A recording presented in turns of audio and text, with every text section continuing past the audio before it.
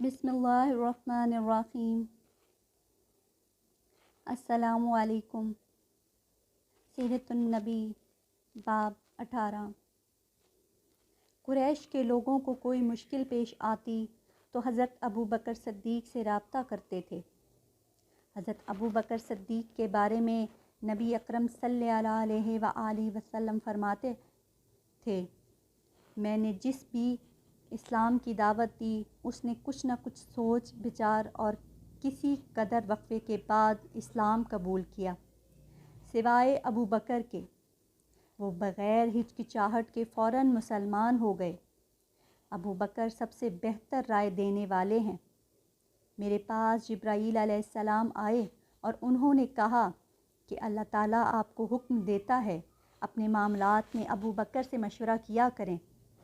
नबी करीम सल्लल्लाहु अलैहि वसल्लम के लिए हज़रत अबू बकर सिद्दीक़ वज़ीर के दर्जे में थे। आप हर मामले में उनसे मशवरा लिया करते थे।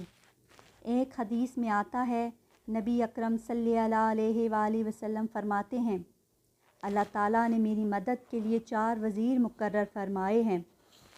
उनमें से 2 आसमानों वालों में से हैं, यानी जिब्राईल और मीकाईल, और 2 ज़मीन वालों में से हैं, एक अबू बकर और दूसरे उम्र। इस्लाम लाने से पहले हज़रत अबू बकर सिद्दीक़ ने एक ख्वाब देखा था। ख्वाब में आपने देखा कि चाँद मक्का में उतर आया है और इसका एक एक हिस्सा मक्का के हर घर में दाखिल हो गया है और फिर सारे का सारा अबू बकर रज़ी ताला अन्हा वालों की गोद में आ गया। आपने ये ख्वाब एक ईसाई आलम को सुनाया।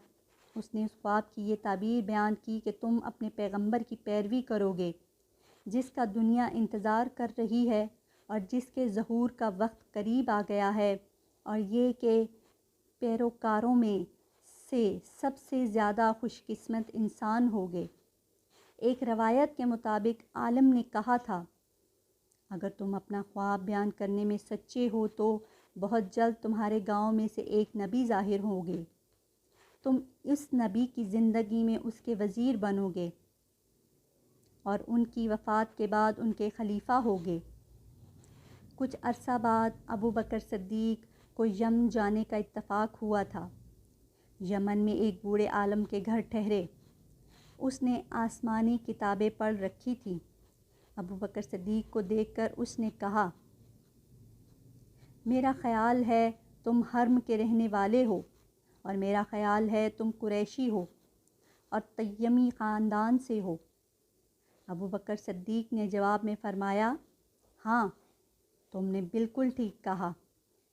अब उसने कहा, मैं तुमसे एक बात और कहता हूँ, तुम ज़रा अपना पेट पर से कपड़ा हटा कर दिखाओ।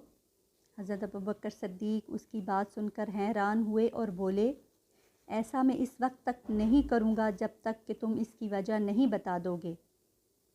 इस पर उसने कहा, मैं अपने मज़बूत इल्म की बुनियाद पर कहता हूँ कि हर्म के इलाके में एक नबी का ज़हूर होने वाला है। उनकी मदद करने वाला एक नौजवान होगा और एक पुख्ता उम्र वाला होगा। जहाँ तक नौजवान का ताल्लुक़ है वो मुश्किलात में कूद जाने वाला होगा। जहाँ तक पुख्ता उम्र के आदमी का ताल्लुक़ है वो सफ़ेद रंग का कमज़ोर जिस्म वाला होगा। उसके पेट पर एक बालदार निशान होगा। हर्म का रहने वाला तय्यमी ख़ानदान का होगा। और अब ये ज़रूरी नहीं कि तुम अपने पेट दिखाओ, क्योंकि बाकी सब अलामात तुम में मौजूद हैं। उसकी इस बात पर हज़रत अबू बकर सिद्दीक़ ने अपने पेट पर से कपड़ा हटा दिया। वहाँ एक नाफ के ऊपर स्याह और सफ़ेद बालों वाला निशान मौजूद था।